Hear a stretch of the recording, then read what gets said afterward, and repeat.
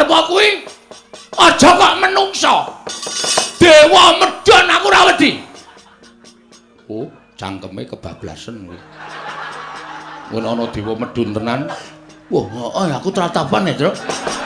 Ora to ya, ora. Ya wis ora dewa wis.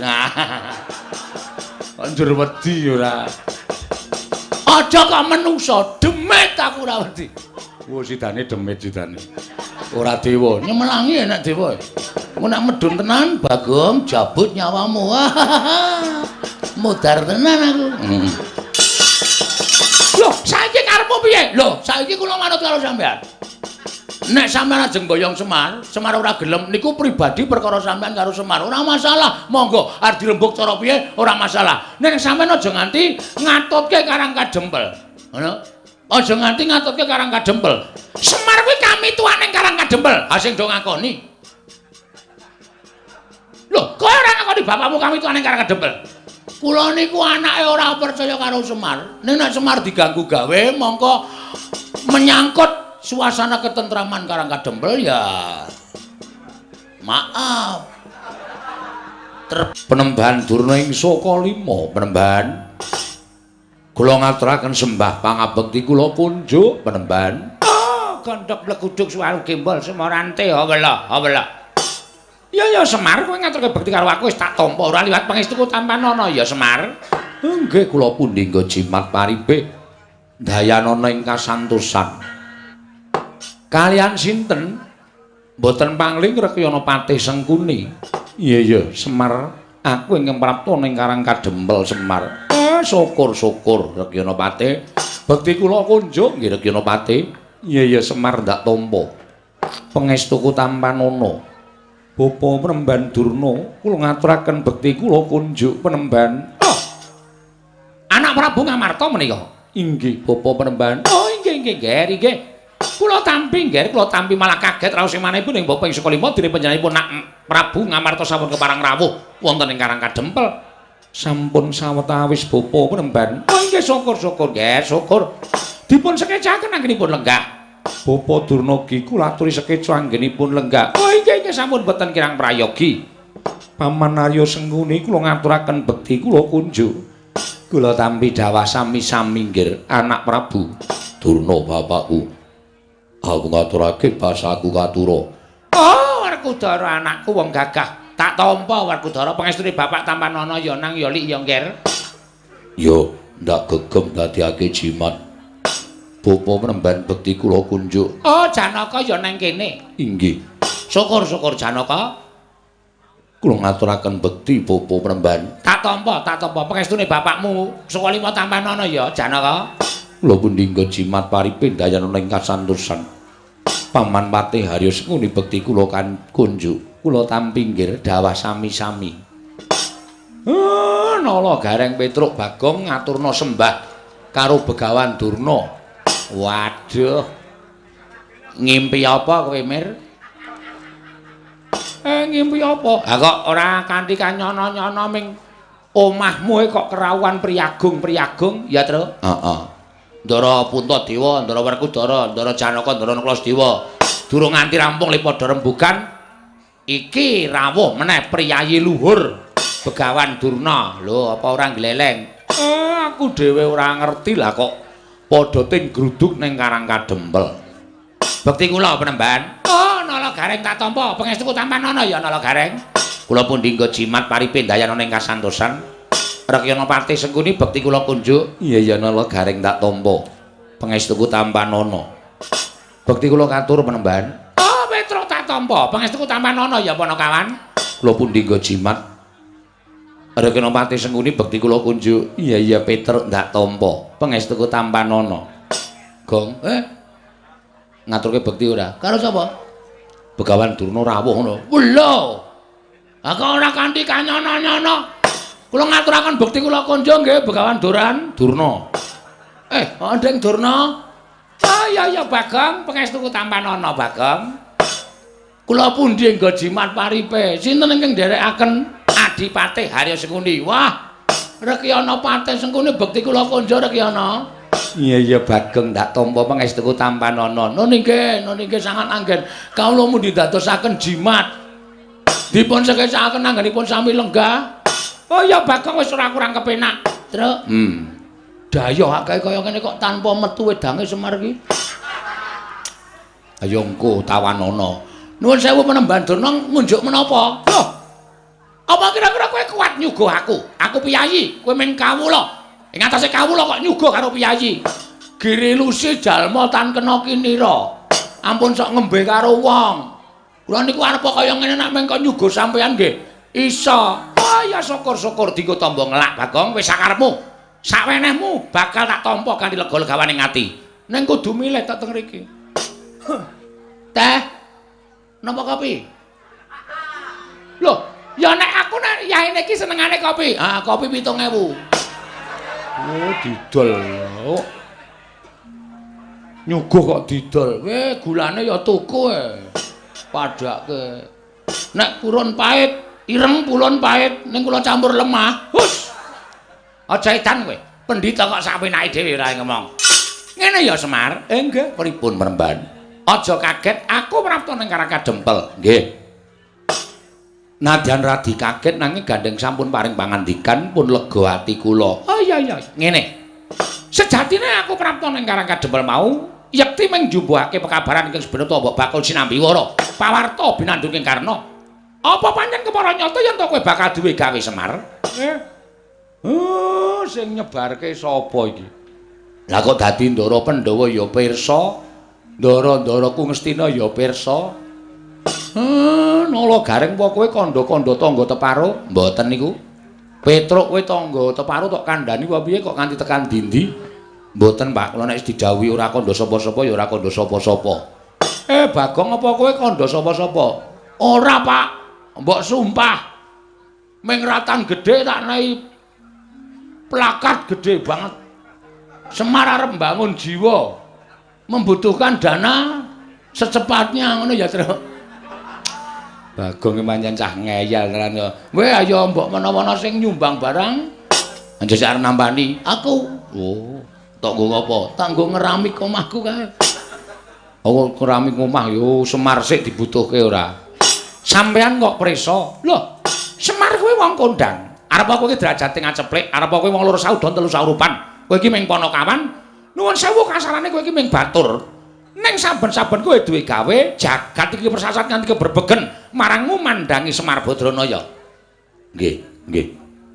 Apa pancen kepara nyata yen to kowe bakal duwe gawe ya kuwi mbangun jiwa. Nggih. Niku ming lagi niat kok. Ming lagi karep. Durun kula tekake sedya. Ming lagi karep lagi kula nam-nam wonten ati ning kok kula kaget. Sedaya sampun sami prisa. Loh, aku ora wis omong karo kowe to, kowe iki wong kondang. Mula nek arep duwe gawe apa-apa kowe iki mesti tekan kono-kono padha ngerti ta. Dene apa to sababe aku sowan ning Karangkadempel iki mau pancen diutus dening Sinuwun Prabu Duryudana.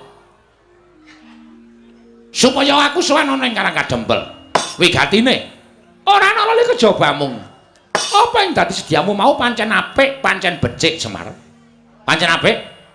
Kowe iki jejering pamong, kowe iki jejering titah ingkang anyalira Jawata, ya kuwi Sang Hyang Bathara Ismaya. Mula yen to kowe kepengin bakal bangun jiwa. Mau, pancen wis saktrepe, pancen wis bener, pancen wis pas. Ya mong ngene ya Semar. Kersane anak Prabu Duryudana nggonmu bakal mbabar ngelmu mau ora dikeparangake ning Karangkadempel. Ning dikeparangake ana ing negara Ngastina. Mula praptaku ning Karangkadempel iki, ingkang wigati supaya mboyong marang kowe prapteng negara Ngastina. Kowe mengko ning kono diunggahke ning mimbar. Sawise kuwi terus kowe kojah supaya iso mbangun jiwaning para Sata Kurawa. Kanthi cara mengkono supaya Kurawa iso didandani jiwa ragane supaya bali marang pakarti ingkang sarwa becik lan apik Semar. Nggih. Matur sembah nuwun tanpa pepindhan. Dene amung sak karep kula kok. Sinuwun Ngastina ngantos kados mekaten. Ning nuwun sewu. Kula niku ora arep kojah, kula niku ora arep wewarah dhateng sinten kemawon. Kula niki ora arep ngumbar ngelmu utawa menehi ngelmu napa-napa kemawon. Kula niki wong sekeng, kula wong ora duwe, kula wong melarat. Ngelmu kula ya mung ngelmu celimen kemawon. Hah, napa to sababe kula ajeng bangun jiwa niku kula kok ora bangun jiwane wong sak donya niku mboten. Kekuatan kula niku sepinten. Nek kula mbangun jiwane wong sak donya, ming sak Semar kok ajeng bangun jagat niku terus kula napa ngembari panguwasaning Gusti Ngakarya jagat. Mboten ajeng. Sing kula karepke mbangun jiwa niku kula pengin bangun negara Ngamarta jer. Karang Kadempel menika kebawa keperintah negara Ngamarta. Mula sing kula penke nggih negara Ngamarta. Dados nek Begawan Donorawuh meniki kalian Prakyana Patih Sengkuni pengin boyong dateng Semar Badranaya. Kula kok kon bangun jiwane Kurawa niku sing ajeng kula bangun nggih napa to pi? Kurawa niku pun boten kurang-kurang derajat pangkat duwe bondo seprapat jagat darbeke Sinuwun Duryudana. 7 turunan boten entek. Dinggo dolanan kalih adi-adine kabeh nggih menika Sata Kurawa. Terus sing ajeng dibangun apa? Kula tak takon. Nek kula teng negara Ngastina niku ngibarate kaya dene nguyahi segara. Teng mriku nggih pun lenggah pandhita ingkang kondang monyor-monyor inggih menika peparab Begawan Durna. Lah mung perkara kojah wewarah kawruhing urip kok dadak nggotong kere saking Karang Kadempel terus pujangganing Ngastina sing nami Begawan Durna niku nuwun sewu gaweane napa? Kula tak takon. Sing kudune dandani para Kurawa niku sampeyan dudu kok kula. Merga Kurawa niku murid sampeyan. Kurawa niku siswa sampeyan. Anane siswa kok ora apik, murite kok ora becik. Lah niku sing ditutuh ya gurune. Piye le mulang muruk karo murite. Ngoten. Ampun kok kula sing dandani. Sing gawe dudu kula kok sing dandani kula. Niku nek carane wewangunan utawa carane omah sing gawe dudu kula, sing dandani kula. Mengke usuke kurang gedhe, renge kecupeten. Mboten iso dadi dipasangi gendeng ya ora apik. Ngoten. Nek sing damel sampeyan sing dandani ya kudu sampeyan. Mula nuwun sewu. Niat kula mung ajeng dandan-dandan negara Ngamarta. Sakliyane niku dudu tanggung jawab kula. Semar niku wong kekuatane winates ora kaya sing gawe jagat ora kaya Gusti, ora kaya dewa, kula niku senes dewa, kula mung titah sewantah. Ngoten? Mula nek Begawan Donorawuh mriki ajeng boyong Semar, nuwun sewu kula mboten saged. Kula dereng saged. Mergi siji niku dudu kewajiban kula, loro kula mboten isa pripun-pripun mangke nek tekan negara Ngastina. Malah kula iso disoraki dening para kawula sak negara Ngastina. Wong ngelmu kula niku mung ngelmu celimen. Ngelmu kula niku mung ngelmu cethek. Ngelmu kula niku dudu kawruh kapanditan, dudu kawruh kabrahmanan. Luwih-luwih dudu kawruh kadewatan. Mila Den, Ndara kula Begawan Durna kula nyuwun pangapunten menawi jengandika Penemban Durnarawuh wonten ing papan mriki. Badhe mboyong kula nek kula kon supaya teng negara Ngastina dandani para Sata Kurawa Blaka Suta kula ora iso, kula ora tekan. Ndak malah mengke ngebot-boti pikiran kula, sampeyan mang kondur kemawon. Sampeyan mang bali kemawon. Mang matur kalih Sinuwun Prabu Duryudana, nek niku dudu gawean kula. Kula tak ngrampungke lek kula dandan-dandan negara Ngamarta riyin, Ndara. Lole somo nante dawela. Lah kok dadi tekan semono nggonmu guneman Semar. Yen ngono cetha kowe yen to ngiwake marang para Sata Kurawa, mongko sejatine kowe iki ora ming siswane utawa kowe iki ora ming pamomonging para Pandhawa. Ning klebu kowe iki pamomonging negara Ngastina. Elinga Semar. Pandhawa lan Kurawa kuwi padha-padha turasing Begawan Wiyasa ing Saptawarga. Lah kok dadi kowe mban cindhe mban siladan. Yen Pandhawa mbok ban cindhe, yen Kurawa mbok ban siladan. Ing atase aku apik-apik sowan ana ing Karang Kadempel mboyong marang kowe. Diutus dening anak Prabu Duryudana. Ning tinemune nggonmu wangsulan lah kok nyerekake pikire Begawan Durna. Nyerekake atine Begawan Durna. Mangke riyen kula nyerekke nggon apa? Kula omong niku kanggo kula tata. Aja nganti omongan kula menika damel serik penggalipun Begawan Durna. Lah kok saniki sampeyan ngendika kaya ngono. Lho, kowe ngandhake Sing gawe Kurawa sapa? Kurawa mbiyen ibarate kaya dene wadah ingkang suwung. Sing iseni Begawan Durna, tak iseni ngelmu sing apik-apik. Terus kowe kandha karo Begawan Durna, kowe matur karo aku. Sing gawe Begawan Durna, sing dandani ya kudu Begawan Durna. Yen ngono terus Pendhita Ngastina kuwi gaweane apa? Nek perkara dandani Kurawa kok dadak kongkonan karo wong Karang Kadempel. Coba aku tak takon karo kowe. Apa kaya ngono kuwi ora nyerek-nyerekke ati? Nuwun sewu sampeyan iku pendhita kok isih gampang kebranang penggalihe to. Sampeyan iku pendhita kok isih gampang nesu. Monggo pendhita niku watekane tanduk aris ulat manis ing cipta demen tetulung. Adoh penggawe cidra, ngalah tananggunggung diri gawe senenging liyan.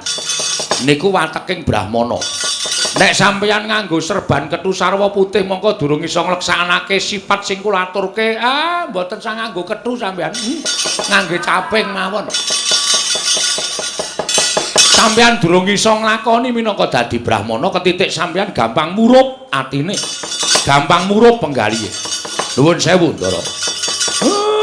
Nek sampeyan kaya ngoten iku wis memper nek Kurawa pancen pambegane sasar susur. Kurawa pambegane angkara murka. Kurawa niku sewijining wong sing wis ora iso didandani. Lah pripun? Lah wong gurune watake kaya ngono. Napa meneh Kurawane? Kowe aja wangku gawan ngawur. Sing marai Kurawa elek iki dudu Begawan Durna. Sinten nek dudu sampeyan? Iki sing nang mburiku iki. Sampeyan nek senengane kaya ngoten kok golek kanca lho. Wong kula ya ora ngopo-ngopo. Ben wong loro Dik Pate mungkin tak. Kula rumangsa ki jenan ora ndek kanca kaya. Niki sing gawe jar sing gulang-gulung karo Kurawa iki. Dudu aku. Dadi aja nyalah karo Begawan Durna. Nuwun sewu. Punta, sampeyan mboten sakakean gunem tanpa guna. Mboten sakakean pangandikan. Saniki sampeyan gelem kondur napa mboten? Mergo nek sampeyan tau nono Windanana lenggah teng Karang Kadempel, kula ora gelem bali, kula ora gelem diboyong teng negara Ngastina. Lah mbok sampeyan ngenteni tekan jaman apa mawon, Semar ora bakal pindah saka Karang Kadempel. Lho, nek ngono kowe pancen niat ora gelem tak boyong nang negara Ngastina. Monggo Semar. Ya aku diweling dening anak Prabu Duryudana, Bapak Durna menawi mboten saged boyong Semar wonten negari Ngastina. Ateges Bapak Durna menika mboten lahir batin anggenipun sumuyut ngayom wonten negari Ngastina. Ateges aku padha karo ora dianggep ana negara Ngastina. Mula tinimbang aku bali ana negara Ngastina ora boyong nglawan kowe. Luwung kowe bakal naruda paripeksa. Lah tak tenan to. Kriwikan dadi grojokan geguyon dadi tangisan. Sampeyan ngomong kaya ngoten niku ampun gawe nesune anak-anak kula. Mengkene anak kula salah siji wonten sing nesu. Kula ora tanggung niki cah awur-awuran kabeh. Sampeyan iki nek pendhita elek derajate ming mergo dienggo awur-awuran kali anak-anak kula niku kula ora tanggung. Aku ora wedi karo anak-anak. Kuwase kowe gelem mangkat apa ora? Yen kowe ora gelem mangkat, ora mung kowe sing tak katutke dosane. Ning klebu Karang Kadempel kene bakal tak katutke dosane. Yen perlu Karang Kadempel tak bumi angus legane atiku. Terus, nesu ora kowe? Ora. Bagong kuwi sing biasane nesu ora, Gong? Oh. Edian. Gong. Gong, ngapain? Durna teko. Ngapa Durna? Omong karo bapak. Omong piye? Bapak arep diboyong ning negara Ngastina. Terus bapak emoh. Goblok kok Semari. Lho. Lah kuwi seneng karo bapane ngono goblok to. Goblok. Ning Ngastina ki bandane mengalir. Nek Semar gelem dadi pamonging para Kurawa ki sugih wingi-wingi ora ketayalan ngrekoso uripe kaya ngene. Sik to aku tak neluske omonganku. Semar ora gelem. Dasare Semar arep bangun jiwa negara Ngamarta. Jiwane kawula sak negara Ngamarta dibangun karo bapak. Lah Sinuwun Duryudana mireng. Bareng Sinuwun Duryudana mireng, Sinuwun Duryudana kepengin diwejang karo bapak Semar. Mula bapak Semar arep digawa ning negara Ngastina. Terus bapak emoh. Dasare ngopo sih? Bapak kepengin rampungke pakaryane negara Ngamarta. Tur kuwi dudu gaweane bapak. Kuwi dudu kewajibane bapak. Dandani Kurawa kuwi dudu kewajibane bapak. Sing bapak duwe kewajiban iki dandani para Pandhawa. Durna Sumbar. Ngene piye? Nek Semar ora gelem tak boyong ning negara Ngastina, tak ruda paripeksa. Wis ben. Lho. Ora nesu kok. Ora ana sing nyangkut keamanan Karang Kadempel. Kuwi pribadine Semar karo Durna. Masa aku kok nesu? Lah kowe iki anake sapa? Anake Semar. Ah Semar dingonone kok kowe ora nesu. Piye? Semar dingonone kok kowe ora nesu. Ah ora aku masuk angine Semar atilek kok. Tanteni dina rong dina telung dina kok tanpa jedul. Bareng ketemu ing waras le. Aku arep muni jengkulmu mlocot. Ora tegel bapakku kowe. Ha iya, ning ana sing kata-kata sing jajahe kowe iso marai nesu. Piye kata-katane? Kata-katane piye kata-katane? Ngene iki. Piye? Semar, nek kowe ora gelem tak boyong ning negara Ngastina, aja ming kowe ning kawula sak Karang Kadempel tak katutke. Maksude karo kawula Karang Kadempel diboyong kabeh? Ora. Kawula sak Karang Kadempel arep di bumi angus. Hah? Arep di bumi angus. Bumi angus iki apake, Tru? Ha iki omongan karo wong goblok SDM-e rendah iki ngene iki. Di bumi angus ki mbok menawa arep digawe sungsang bawana balik. Nek perlu Karang Kadempel arep diobong karo Begawan Durna. Cangkeme sapa kowe? Iki nek ora metu golek rokok sik. Nyemelange. Sapa terus sing muni ngono kuwi? Begawan Durna. Yakin? Yakin. Ku nek aku nesu kok kowe ngapusi? Ora. Aku krungu dhewe. Kowe lho iki? Heeh. Asli to? Asli. Nesu aku.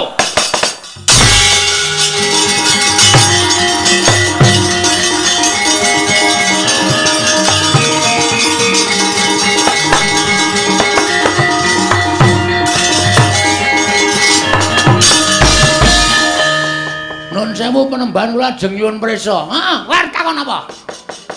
Sampeyan wae omong nek ajeng bumi angus negara utawa Karang Kadempel. Heeh, niki nocoke omongane Petro daripada kula wis kebacut nesu kula dapusi Petro. Lah kula isin. Ning nek pancen nyata niki mungsuhe dudu sapa-sapa ning kula sampeyan kudune ngerti. Dina Senin Demben kula niku dilantik dadi ketua pemuda Karang Kadempel. Dadi nek sampean ngrasani ketentremane Karang Kadempel niku padha karo sampean ngilani jajane Bagong. Ngandel ora.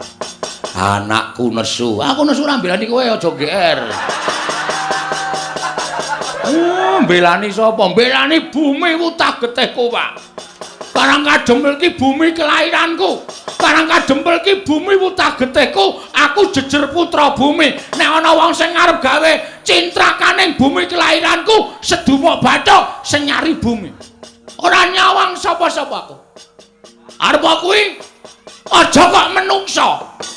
Dewa medhon aku ora wedi. Oh, cangkeme kebablasen kuwi. Wen ana dewa medhun tenan. Wah, aku tratapan ya, Tru. Ora to ya, ora. Ya wis ora dewa wis. Anjur wedi ora. Aja kok menungso, demit aku ora wedi. Wo sidane demit sidane. Ora dewa, nyemelangi enak dewa. Mun nek medhun tenan, Bagong jabut nyawamu. Mudar tenan aku. Loh, saiki karepmu piye? Loh, saiki kula manut karo sampean.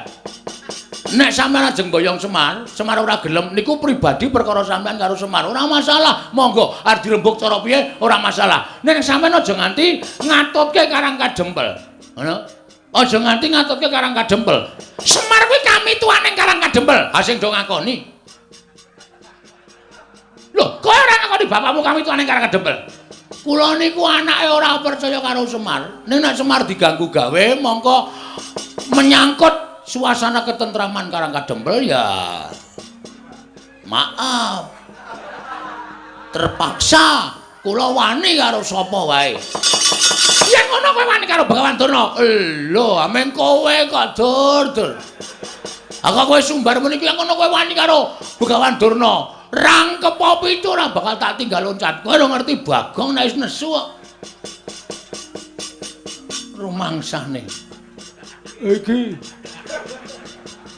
Iki tengike ra jamak-jamak.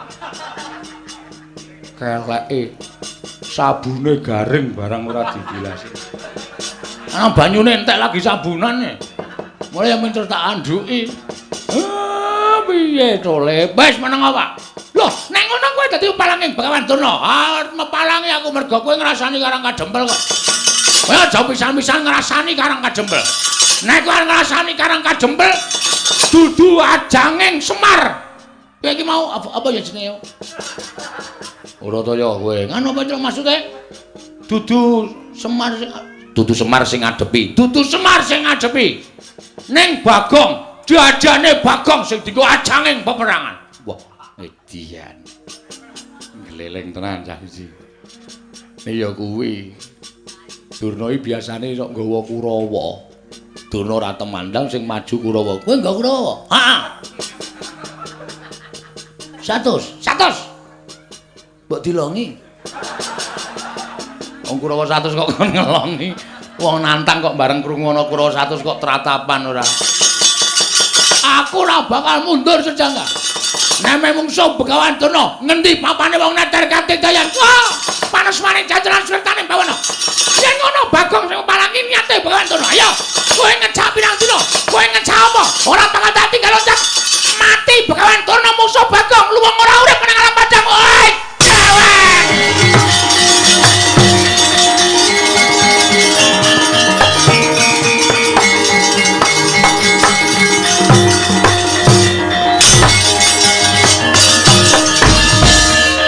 Kowe kancane Durna. Wong ora ngawur kowe iki. Dara Werkudara kok dunake kancane Durna. Ngeplak aku kowe. Wah, caidan. Kowe ngerti ora? Ora. Kowe lagi arep tak kandhani ora sawangsulan sik. Kowe ngerti ora? Ngerti. Aja wangsulan sik. Oh iya. Ora Kang Sena. Kowe ngerti ora? Napa? Durna kuwi sapa? Durna ya Durna sapa? Engko tak ngomongke Durna kuwi Duryudana ya ora bener. Durna ya Durna. Ora ana Durna liyane iki mau ya Durna. Yen kowe ora ngerti tak kandhani. Heeh, piye? Wah, ora basa. Wah, iya lali. Nggih, pripun? Aku anggere nesu ngene iki saka-saka ora tak basani. Tak saka-saka pangan kabeh soalé. Durna kuwi guruku. Lho. Wis lulus durung? Aja edan. Durna kuwi guruku. Yen kowe wani karo Durna, bapakku padha karo wani karo Werkudara. Saiki ora usah mungsuh Kurawa. Aja mungsuh Durna, mungsuhe Werkudara. Kowe wani nendang Durna bapakku. Aku sing ora nrimake. Kowe ngapa ta iki? Mudhar kowe. Wis masalah, Gong, asli iki wis. Aku ya kewanen kudune nyawang kiwa tengen sik. Ana sapa, lenggah sapa lagi wani. Aku ora nyawang. Banyu suci Perwitasari, Ndara Werkudara kuwi sing maringi sapa? Begawan Durna sing nuduhke dalane Kayugung susuhing angin sing maringi sapa? Begawan Durna. Mula Ndara Werkudara iki nganggep Durna iki bapakne. Ha kok kowe wani karo Durna? Ups. Guayane ups barang. Agi kelingan aku. Nggih nyuwun ngapunten Esmosi. Apa? Esmosi. Esmosi iki apa? Nesu, emosi kula. Oh, trewet banget e. Gek idune muncrat-muncrat. Nang rayu sondol nganggo. Niki mbiyen iki kulino bal-balan soalnya dadi heading. Langsung kontal Durna. Wah. Janaka ya anake Durna iki muridé Durna. Nek nganti Janaka ora trima mungsuhmu dudu Durna. Ning karo Werkudara karo Janaka. Apok ra iso wae kowe klorak-klorok mripate. Kalah cacak menang cacak kok. Terus maklutsu wale maksud lu yen pancen karepane karo Durna mungsuhe dudu sapa-sapa mungsuhe Werkudara. Oke,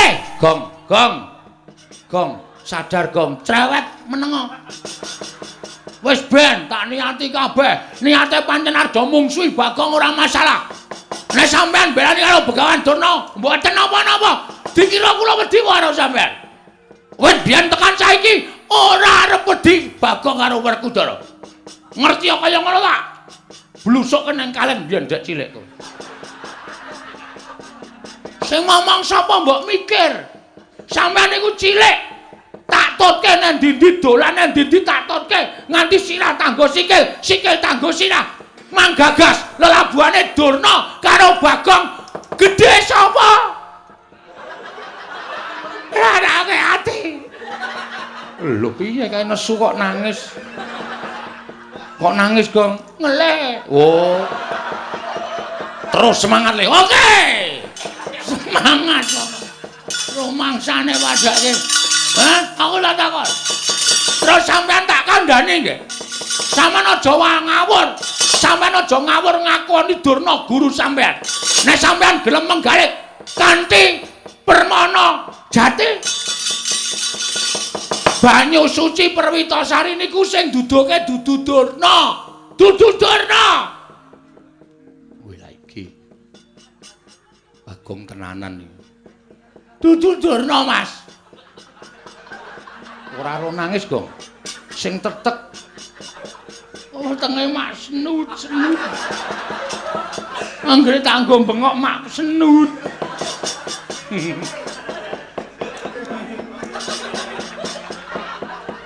Pokean sambel e, Tru. Jangan apa-apa ana lomboke kabeh.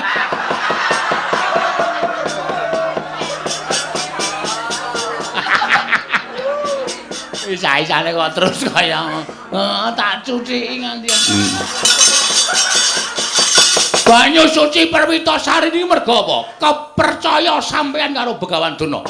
Apa-apa niku nek dilambari percaya mesti bakal ketekan sedane. Nek sampeyan ora percaya, mang takon karo Patih Sengkuni. Durna ngomongi ning Gunung Candramuka, ning Guwa Sigrangga, ning Alas Tik Brasara, sampeyan ketemu karo Bathara Bayu, karo Bathara Indra. Entuk inggih menika Kyai Bargawastra, ya ta? Ha. Kuwi mbiyen jane Durna ora nunduke papane, ning Durna kepengin njlomproke sampeyan teng juranging pepati, ning merga sampeyan percaya ora tekaning pati malah entuk nugraha. 1. Wah. Bagong kok ngerti ya? Ngerti wae. Angka 2. Sampeyan arep dipateni karo wong Astina. Srana arep dicemplungke teng segara. Karo Begawan Durna. Ning merga sampeyan percaya karo Begawan Durna. Sampeyan teng segara ora mati malah ketemu karo Sang Mahardi Kengrat. Ya Sang Ruci Bathara. Sampeyan entuk tirta pawitra mahaning suci, ngelmu kasampurnan, manjing suruping pati, sastra cetha paripurning wangsit. Edian. Bagong kok kaya ngono lho. S2 e. Waduh. Cah cerdas e padake. Nyepelekke. Niku kabeh mergo sampean percaya, ora kok Durna sing duduhi. Ha kok seprene sampean sing duwe kapercayan, nek sampean iki sing duduke Durna, salah, Bung. Bung pait. Dhuwur ngambung ngisor gejek. Oh, tante. Ngawur. Ha. Munia saiki. Munia, apa kabeh lelabuhane Durna? Mboten. Ora, Durna iki ora duwe ngelmu, kapinteran. Durna iki ora duwe ngelmu, kawaskitan. Durna iki dudu dununging wahyu. Ning Durna niku gurune wong perang. Nika gurune wong perang tok til. Ora ana kawruh napa-napa. Nek sampeyan le mulang perang Durna, kula lagi percaya. Nek tirta pawitra maning suci kok saka Begawan Durna, itu bohong besar.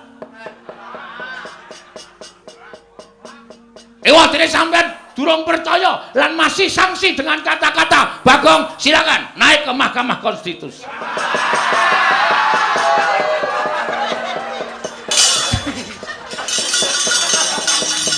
Wis rampung ya, Gong. Hah, wis po? Wis. Oh, Munia ta iki? Kowe kok ngerti saka sapa? Iki apa? Iki Vespa iki? Vespa ndasmu kuwi. Ora nesu. Ah kaya Vespa tenan e, Mas. Iki kaya plentronge. Iki kaya ngarep kae bemper ngarep. Iki sedele nang kene. Busine ngupil ora? Ora. Nek ngupil tak resikane ora tak totok gundulmu. Busi wis ra kanggo gawe. Disetater ra tau. Katakono wis niki sing ngomong. Dadi sampean aja banget golek sampean ngendika kaya ngoten niku anggepe kaya njur menang-menangan dhewe. Apa anggepe sampean nganggep Durna bapak niku ana batine apa? Ora ana. Sesuk ora urung sampean iki mungsuh bapakmu dhewe. Mungsuh Begawan Durna. Monggo sampean nek tresna karo Begawan Durna, sok Bratayuda sampean bakal dipateni karo Durna. Kok ora kaya bengi iki to ya. Cerdas men to cah iki. Ya kala-kala Ren. Kala iki pokoke aku 3 sasi adol Bagong. Ayo. Kok adol Bagong? Lakon kok jaluke mung Bagong metu sore. Mbah aku lagi dadi rol taun iki ya ora apa-apa. Ya wis men. Pun man gagas. Nek pancen mang timbang-timbang omongane Bagong niku salah, manut Bagong. Kabeh niku bener dan fakta dengan apa? Apa jenenge, Tru? Ora ngerti sarep tak omongke apa. Apa jenenge? Alah apa? Jenenge sprinter, kuwi Vespa. Apa jenenge? Fakta dan kabulasi.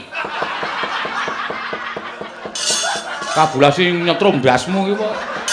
Kabulasi nggo montor kok kabulasi. Wis ngono wae. Pikiran nek dikira omongane Bagong salah.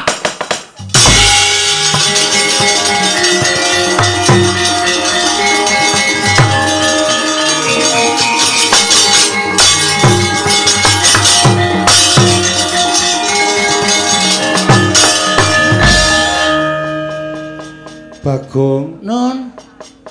aku sing nyuwunke ngapura Werkudara ya, Bagong. Nah iki piye mbok ngene iki? Bagong, aku suwunke pangapura. Bagong, ayo derekno aku tuku sikat gigi. Oh wis tau dijak Bagong. Wis aku kerep Ndara Puntadewa ki Nalendra ora tau perang, ora tau nesu mung blanja. Anggere ana Indomaret mandeg. Sing ngrasake jundi Bagong. Tak icipi sik. Niki terus dibandemke aku wis tok cokot. Nggih, ngapunten kula kepeksa ngonten niku merga kula mung dunungke mawon kok sinuwun. Iya. Bagong ngaturke panuwun tanpa pepindhan Werkudara. Nggih. Ana tetembungan bathuk bolo isi madu. Ya mung Panakawan Bagong ingkang satemene wis bisa narbuka penggali ing siadi. Mula aja banget-banget nggonmu tansah ngegungake apa kang dadi penemumu kuwi penemu sing paling bener. Wah, ya wis. Werkudara, Apa? njaluka ngapura karo Bagong, kowe salah. Kae wong tuwa, kae sing momong kowe mundhak mengko uripmu sasar susur lan kuwalat. Bagong. Apa? Wah, iki arep aleman iki ngene iki. Ya aleman ya aleman. Terus men gagar otak. Aku entuk masak sithik kowe iki. Mangsaku kok. Ndara Werkudara iki le nimbali wit tenanan Bagong wis halus ngono ngopo. Arep tak gawe angel kok ya men. Lah ngono ya sak penake dhewe. Bagong. Nun. Jarine mbarep kakangku. Kowe bathuk bolo isi madu, Bagong aku kleru. Aku njaluk ngapura. Sonara dibaleni. Ora. Ngono kuwi ya. Apa-apa kok njur ranggre wani Durna Ardiwangi, Durna iki anggepe apamu? Iya. Ngene nganggo pikiran ora waton nesu. Ora kok waton sapenake dhewe apa-apa ki dipetung aku omong ngene iki tuna bathine piye, aku omong ngene tuna bathine piye. Ngono kuwi ora njur dumeng kegongke aku Satria Digdaya sapa-sapa arep tak salahke sapa-sapa tak salahke anjur sak kepenake dhewe. Setan ora basa. Aku ora basa to, ora. Wah ora krasa e. Ngapunten nggih, Den, nggih ngoten niku pokoke intine ngoten niku. Ya. Tiba sepadha-padha. Ya, aku kelingan kowe mbiyen sok momong aku. Ora mengsok.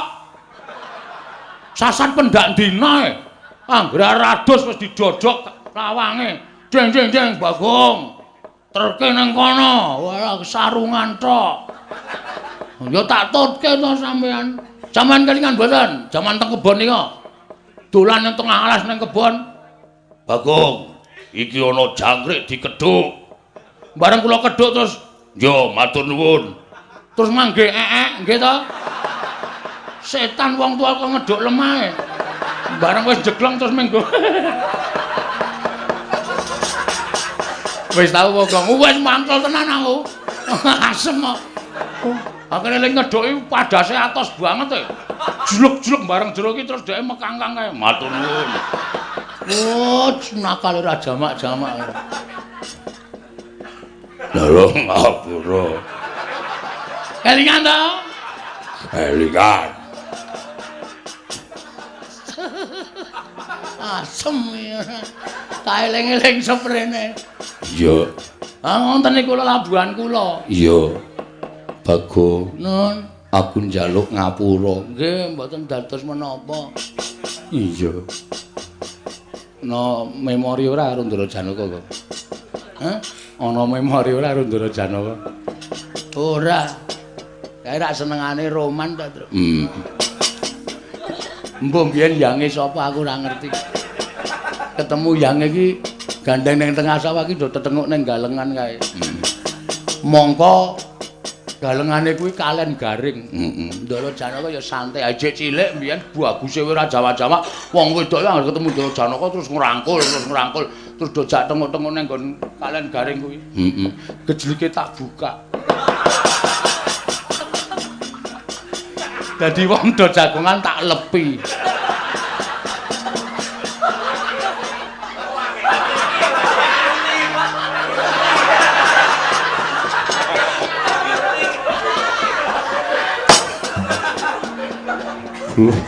Kula rak bingung.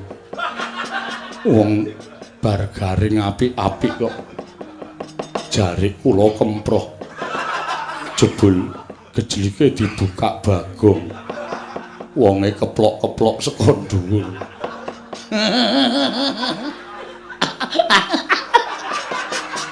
Lek kemekelen wakak-wakak ora. Ngaten mawon, Gus. Iya, piye? Kula nyuwun Gandeng Semar niku sediane apik? Iya. Kula njaluk karo sampean. Apa, Bagong? Kurawa disingkirke. Wah, Werkudara aja selak. Yo, aku sing nyingkirke Kurawa. Ndara Janaka Kurawa singkirke nggih, Den. Iya, Bagong aja kuwatir. Ning kowe aja meneng wae, kowe ya temandang. Oh, siap, Pak. Oke. Petruk Gareng ya temandang iki. Desamu kudu kok gawe tentrem. Nggih, Pak, ngestaken dawuh. Nggih, Pak, ngestaken dawuh. Mengke kula tandangane kali Petruk nek kira-kira ketemper yudane ya Ndara Werkudara Ndara Janaka nggih ngewangi. Yo, aja kuwatir. Iya, aja kuwatir. Nek ngoten niki ben tentrem sik Karang Kadempel. Iya, Kyai Semar sak banjure tasih wonten ingkang kula ajeng-ajeng. Tasih wonten ingkang kula arep-arep. Sapa sing mbok arep-arep lan sapa sing mbok ajeng-ajeng utawa mbok arep-arep praptana ing Karang Kadempel Kyai Semar. Mboten sanes sinuwun Ndarawati kali sinuwun Mandura menapa ta sebabipun kekalih menika mboten saged pisah kalian para Pandhawa. Margi menika tasih turas Mandura. Menika ugi wonten sambung darah kalian para Pandhawa. Mila mangke kula badhe jangkepaken Pandhawa lan sederek-sederekipun sedayanipun menawi sampun jangkep nembe kula wiwiti jinurung kali ndara-ndara kula Pandhawa anggenipun bangun jiwa. Ya to Semar yen to pancen mengkon aku mung kari manut. Ndara Puntadewa monggo kula dherekaken manjing Bale Wisma sak pejagung Saturnetra kalih kula. Iya ayo tak dherekake Kyai Semar. Ndara Werkudara Ndara Janaka kula nyuwun ketentremaning Karang Kadempel. Yo Semar aja kuwatir. Monggo aku tak kongkonan anak-anakku. Ya Semaraja kuwatir mengko aku tak kongkonan anak-anakku Petruk Gareng Bagong katentreman karang kadempel reksanen. Nggih Pak, ngestaken dawuh. Nggih men, ngestaken dawuh. Purna gatining pananggilan. Sanodasa kundur ngedatun jeluk saking dampar kundur kenapit gambaran gading kadhiraken sangganing Puromban Cedi manggung ketanggung Joko Paloro-loro.